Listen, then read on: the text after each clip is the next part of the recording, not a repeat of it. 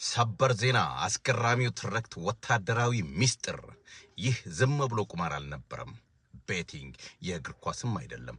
አንድ የአሜሪካ የልዩ ኦፕሬሽን ወታደር በጣም ሚስጥራዊ ለሆኑ የደህንነት መረጃዎች የታመነበት ሰው አሁን ሚስጥራዊ ተልእኮን ለግል ጥቅም አውሏል በሚል ተከሷል። በዚህ ሁሉ መሃል ያለው ደግሞ ኒኮላስ ማዱሮ ከፍተኛ ጥንቃቄ የሚፈልግ ኦፕሬሽን፣ ሚስጥራዊ እቅድ እና ለህዝብ ይፋ መሆን ያልነበረበት ቅጽበት። ነገር ግን ዓለም ምን እየመጣ እንደሆነ ከማወቁ በፊት ከዋና ዋና ዜናዎች እና ከማረጋገጫዎች በፊት አቃቤ ሕግ እንደሚለው ወታደሩ ጋኖን ኬን ቫን ዳይክ አስቀድሞ ያውቅ ነበር። እናም ዝም ብሎ አልተቀመጠም። ይልቁንም በስትራቴጂክ መንገድ በፖሊ ማርኬት ላይ ተወራረደ። ቁማር አስያዘ። ቤቲንግ በውስጥ አዋቂዎች ብቻ ሊተነበይ በሚችል ጉዳይ ላይ በ10 ሺዎች የሚቆጠር ዶላር መድቦ ተወራረደ።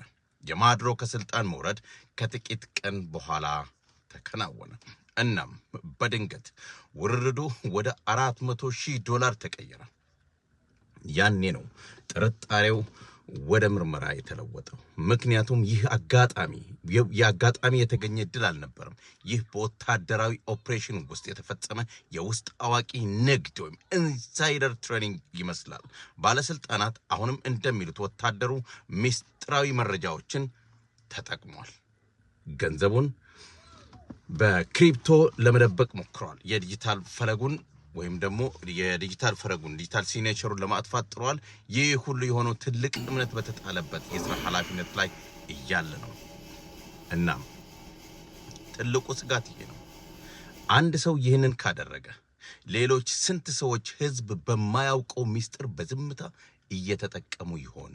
የትንበያ ገበያዎች ፕሪዲክሽን ማርኬትስ በአንድ ወቅት ጉዳት የሌላቸው መገመቻዎች ተደርገው ይታዩ የነበረው አሁን አዲስ እውነታ ገጥሟቸዋል። ለስልጣን ቅርብ ለሆኑ ሰዎች መጫወቻ ሊሆኑ ይችላሉ።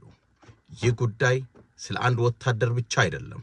ይህ ሚስጥራዊ መረጃና ገንዘብ ሲገናኙ እና ማንም ሰው በማይቆጣጠርበት ጊዜ ስለሚፈጠረው ነገር ነው።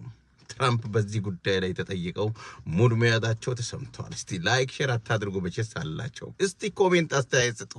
አይቆጥርባችሁ ወይ?